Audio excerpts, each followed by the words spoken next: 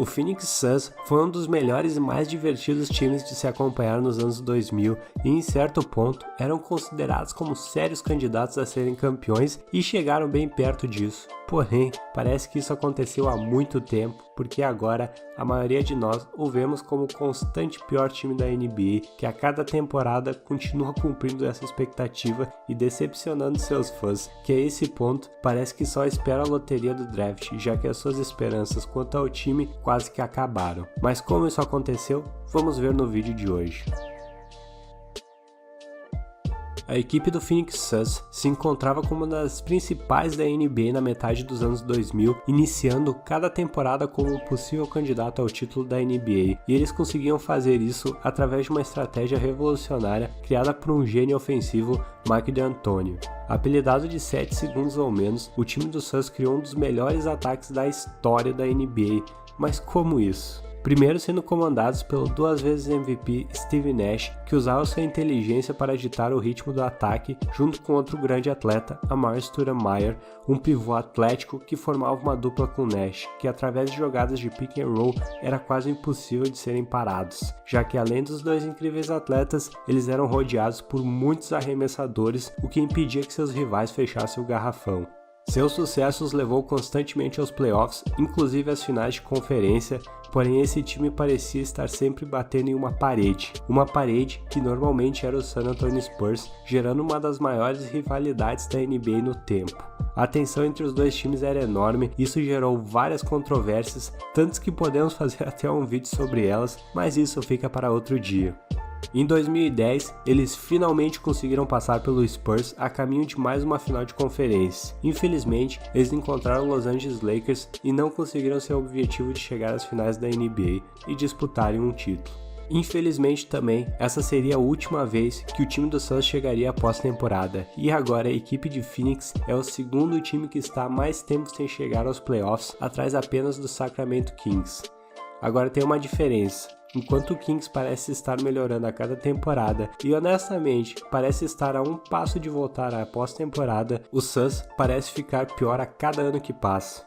Em 2010, eles acabaram com 54 vitórias, na temporada passada apenas 19, então vamos ver a trajetória que os trouxe até aqui. Primeiro, eles perderam Stoudemire na agência livre de 2010 por um motivo bem simples. Sabe quando você tem um jogador que é um dos pilares de sua equipe, que veio de uma temporada onde ele atuou em todos os jogos, que foi selecionado como All-Star e All-NBA na temporada passada? Você acharia que a equipe ofereceria um bom dinheiro para mantê-lo, certo? Bom, não se você é o Phoenix Suns. E assim, o jogador acabou no New York Knicks. Eles tentaram preencher o vazio que Amar'e havia deixado assinando com múltiplos jogadores, mas nunca conseguiram achar a peça certa. Nesse ponto, eles eram no máximo um time que ficasse nos 50% de aproveitamento, e na temporada de 2012, com Steve Nash já caindo de produção e nenhuma perspectiva de melhora, um processo de reconstrução era a principal opção, e isso aconteceu após a troca que enviou Nash para o Los Angeles Lakers e trouxe em retorno 4 futuras escolhas de draft. E aí começou uma série de confusas e no mínimo idiotas decisões que resultariam em constantes temporadas ruins.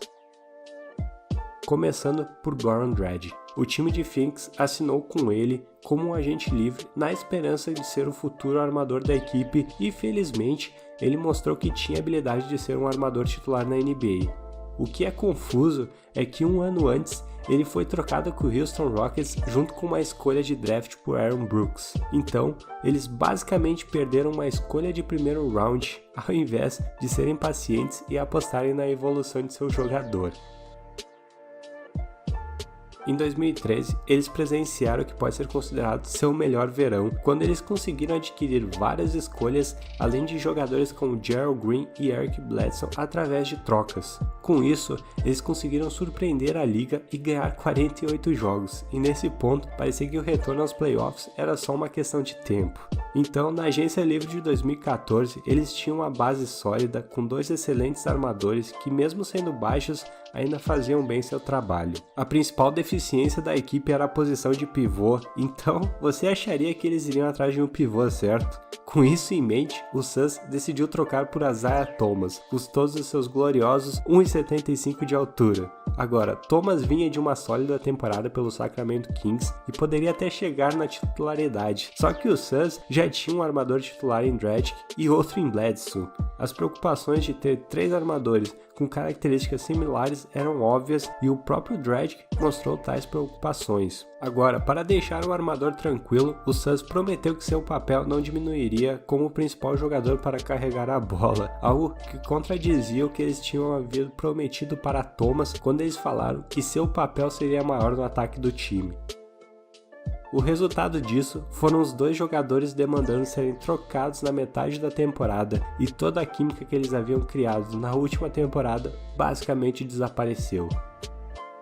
O maior valor que eles adquiriram ao trocar os 2 atletas foram basicamente escolhas de draft. Agora, uma troca que deixou muitos confusos foi a aquisição de Brandon Knight, às custas de uma escolha que eles conseguiram na troca de Steve Nash, que acabaria desprotegida por causa da confusão que o Lakers virou. Essa equipe continuaria tomando decisões confusas que resultaram neles se tornando uma das piores equipes da NBA, e como sabem, os piores times apostam em escolhas altas no draft para compensar suas campanhas horríveis. E acredite, o Phoenix Suns teve várias delas ao longo desses anos. Então, vamos ver como a diretoria decidiu usá-las. Em 2013, eles possuíam a 5ª escolha, mas escolheram mal ao selecionar Alex Len, que hoje nem está mais no time. Os melhores nomes nesse draft incluíam Giannis Antetokounmpo, Victor Oladipo e CJ McCollum, que honestamente na maioria demoraram para se desenvolverem, então não podemos culpá-los tanto, mas mesmo assim, pivôs como Steven Adams e Rudy Gobert, que apresentam características similares a Alex Len, se tornaram atletas muito melhores que a seleção do Suns, que, volto a repetir, nem joga mais por eles. Em 2015, o Suns tomou talvez a melhor decisão de toda a década ao selecionar Devin Booker com a 13ª escolha. Mesmo que ele tenha se desenvolvido em um grande jogador, na época essa escolha não fazia muito sentido considerando que eles tinham Bledsoe e Knight já, mas não vamos complicar muito e dizer que eles realmente escolheram certo aqui, porque essa seria a única alegria que esse time teria. Em 2016, o Phoenix Suns tinha mais uma escolha alta, dessa vez sendo a 4ª do draft, e novamente eles escolheriam mal ao selecionar Dragan Bender, mas além dele, o time queria adquirir mais talento nesse draft, então eles executaram uma troca para subir no draft, mais especificamente na 8ª posição, onde eles selecionaram Marquese Chriss. Nenhum desses atletas está mais no Phoenix Suns agora. Em 2017, o time novamente se encontrava na posição 4 e decidiram selecionar Josh Jackson, que após 2 temporadas decepcionantes pelo Suns, também já não está mais no time. Vamos ver alguns nomes que eles passaram no primeiro round.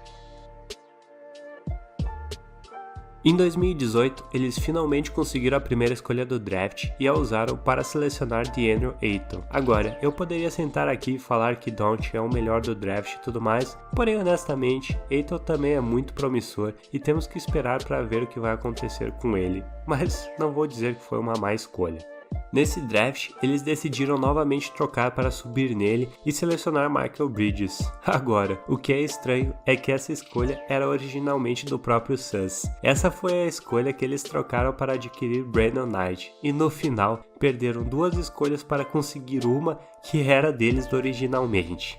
Em 2019, depois de cair fora do top 5 nas escolhas, eles decidiram descer no draft, o que por si só não é ruim, e decidiram selecionar Cameron Johnson, que pode se tornar um bom jogador no futuro, não me leve a mal, mas acho que ninguém o colocava como um atleta de loteria, então por que eles decidiram selecioná-lo com uma escolha tão alta é confuso. Além disso, eles decidiram trocar TJ Warren, que tinha um aproveitamento de quase 43% nas bolas de 3, que tinha 18 pontos por jogo e era no mínimo o 3º melhor jogador de todo o time, envolvendo ele em uma troca onde o time do Suns recebeu dinheiro.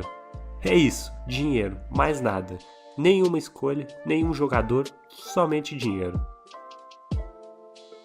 A história do Phoenix Suns nessas últimas 9 temporadas sem uma aparição nos playoffs é marcada então por trocas confusas, perdas de muitos ativos que poderiam virar moedas de trocas valiosas e principalmente horríveis escolhas de draft, maioria que nem está mais no time. Agora a equipe aposta em Devin Booker e DeAndre Ayton, porém, olhando o caminho que esse time está, não me surpreenderia se no futuro próximo esses dois jogadores não quiserem mais fazer parte dele. A realidade é que seu dono só se importa com o dinheiro, e se a mídia ficasse em cima de Phoenix da mesma maneira como eles ficam em New York, Robert Sarver teria o mesmo tratamento que James Dolan tem e seria considerado por qualquer fã como o pior dono de uma franquia da NBA, coisa que acredito que a maioria dos fãs do time já falam há algum tempo. Ninguém sabe qual é o futuro do Suns, mas agora só resta esperar e ver o que vai acontecer, se seus jovens vão se desenvolver no que se espera. Porém agora, nesse momento, os playoffs continuam parecendo um sonho distante. Obrigado e até a próxima.